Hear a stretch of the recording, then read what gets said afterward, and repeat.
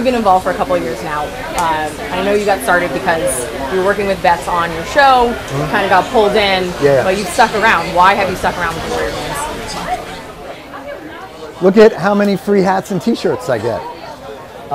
It's a remarkable experience by a group of men and women that we owe so much to, but who don't get maybe the focus and attention that they deserve from us.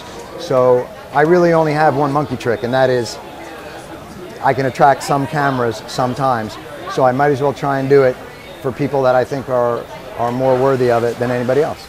I mean, the thing that sticks out to me is any veteran is awe-inspiring because they've given their time to our country. But here are veterans who've given even more than that, and yet they still wear the colors of our country, the names of their service. Every one of them, you know, every veteran that serves knows that this can be the outcome or worse, and yet they still do. And if you go around and you talk to everybody here and what they've faced, chances are they wouldn't have done it any other way, because this is who they are inside as people. And you know, the more we can cultivate that, I think the better off we will certainly be. I mean, right, they could be angry or upset instead. And look, by the way, being angry and upset is okay too. You know, those are real emotions, and what has happened to them is complicated. And it's okay to feel conflicted and to work through that. That's part of the process. And they can be angry, and they can be upset, and they can be proud, and they can be resilient. And it's all okay, just like for anybody. Right. But speaking of process, for a lot of these men and women, they're now out of the service, and it's a new process to enter again into civilian life. But having something like this can be a huge part of it. So what do you see as each year when you come back? What do you see from these veterans who are now, you watch people that started out very tentatively and now 2-3 years later are leaders of their teams, are mentoring other people that are just in the same position. Because, you know, being in the military can be isolating because it's not a huge percentage of the population. So already you're somewhat isolated.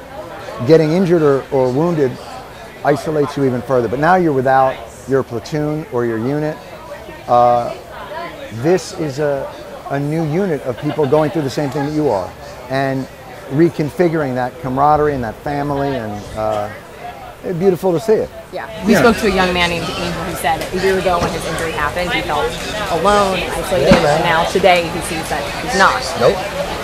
And that's a huge part of it. When it comes to community, it's everything. And for these people who have had such a strong community in the armed forces to come out here. I mean, like again, I said, it stuck out to me though, like, you look at all these people who are the epitome of what it means to be brave, and the way that we get to now live free.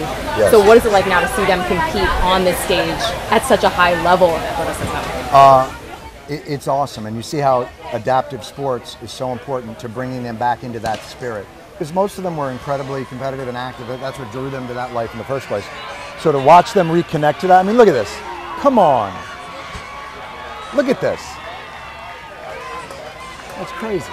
It is. Okay, so if there was one sport that you think you could go up against some of these athletes, is there? I've gone up against them. Okay. And not one. I get my ass handed to me every time.